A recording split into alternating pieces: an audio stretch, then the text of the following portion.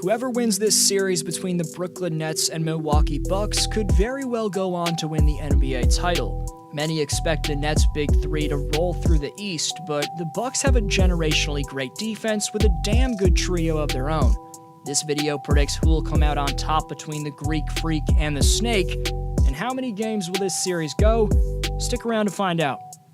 In a lot of ways, Milwaukee's slayed the dragon after posting the NBA's best net rating in the first round while thoroughly dominating the Heat. The Bucks also posted the best defensive rating of any team by a full 6 points.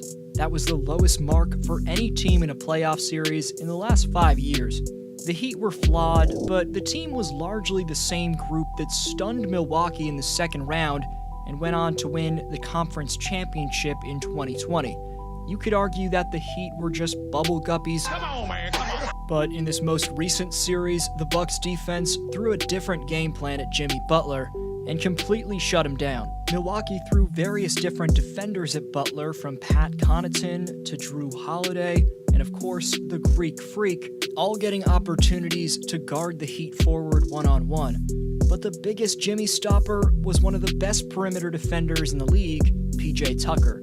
The trade for Tucker at the deadline for Milwaukee was a gem of an acquisition because not only did Tucker maul Jimmy on the defensive end, not allowing him an inch of space, but PJ's vocal leadership to this Bucks team has been damn valuable. From the moment he was moved from the Houston Rockets to join the Deer, Tucker's made it a point of emphasis to change the way people think of this Bucks team. People think Giannis is going to fold again, that the Bucks defense isn't built to go into the later rounds. But PJ's come in and completely changed this team's culture. But for the Bucks, the work is obviously far from done. It's a Milwaukee franchise that's reached the conference finals only one time since 2001. They did it back in 2019 against the Toronto Raptors. They actually came up 2 wins short of the finals in that series. But this year in 2021, they'll face an absolute juggernaut in the second round. The team favored by Vegas by a wide margin to win the title in the Brooklyn Nets. The pressure is going to be on Brooklyn's offense going up against Milwaukee's defense. The Nets' big three of Kevin Durant, James Harden, and Kyrie Irving is among the best ever assembled in NBA history, but they need the hardware to truly cement their status as a trio. They led their Nets to score 128 points per 100 possessions against the Celtics, which was the highest playoff mark over the last quarter of a century. And while each member of the potentially historically great threesome is absolutely lethal, due to a few of their role players, the Nets are a threat offensively even when they only have one of their stars on the floor. The reputable marksman Joe Harris led the league in three-point percentage during the regular season, and he improved on his efficiency in the first round this year. The veteran floor spacer shot 50% from distance in 5 games against Boston, which included a game where he made 7 threes and dropped 25 points. Joe rarely has an off night, and he's a player you have to watch out for. Doubling Durant, Irving, or Harden by bringing the man that's guarding Joe over always results in a splash. Bruce Brown's all-out hustle and off-ball awareness with the ability to cut to the basket has greatly contributed to the cause. Blake Griffin's far from the Lob City version of himself, but he's still good for a shocking jam or two. Jeff Green will likely return from injury in Game 1, but those are really your only 3 reliable role players. The big 3 has to carry the scoring load for the most part, which isn't usually a problem. They've only played 13 games together, but the Snake, Uncle Drew, and the Beard are 10-3 in those games. The question's going to be, is their lack of a rhythm developed over a long stretch of games ultimately going to cost them against a Milwaukee team who's been molding itself into the team they are now over the last 6 months? On the other hand, the question for Milwaukee is whether or not their defense is capable of stepping up to the challenge against a combination of talent on one team that we've never quite seen before. But it sure seemed like Milwaukee's defense was ready for the task against Miami, as the Heat produced the NBA's worst offensive rating in the first round at 95.4. Milwaukee has 3 elite lockdown defenders in Giannis Antetokounmpo, Drew Holiday, and Chris Middleton, which allows them to switch onto any Nets star without giving up an open drive or an easy shot off a perimeter screen. Whether that's good enough to halt a historically efficient offensive unit is a fair question still.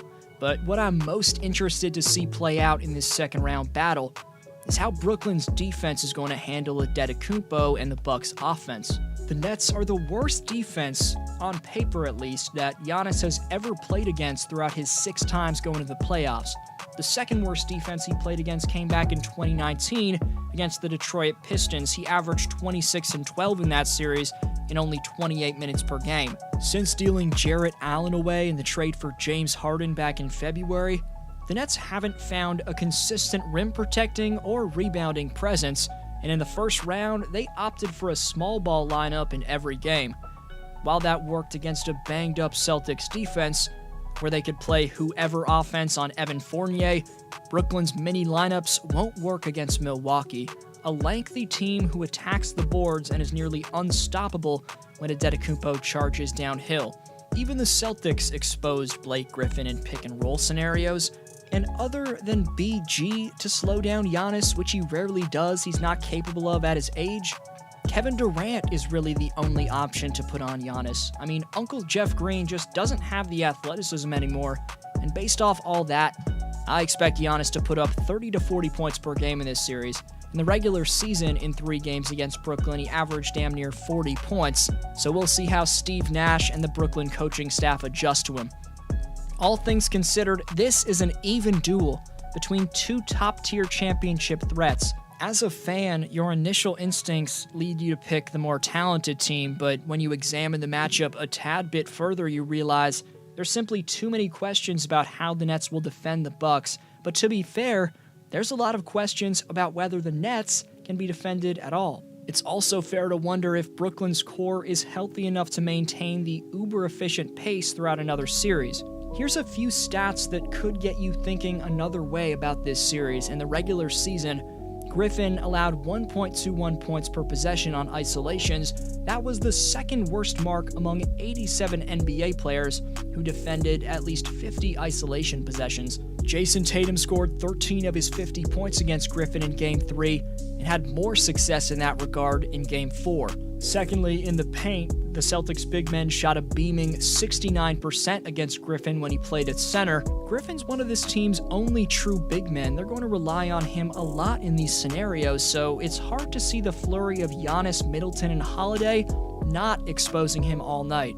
Additionally, boxing out and securing boards on the back end of possessions is something the Nets really struggle with, as they have the lowest rebounding percentage of all 15 playoff teams at 64.9. Across from them, Milwaukee was second among all playoff teams in rebounding percentage, only behind the team Brooklyn faced in the first round, the Boston Celtics. So it'll be interesting to see if Giannis Antetokounmpo, PJ Tucker, and Brook Lopez will dominate in that area. Overall, we haven't seen this Nets lineup long enough to fully trust it against the best defense in the postseason. However, we also haven't seen Milwaukee's playoff-centric offensive scheme tested against a squad like Brooklyn.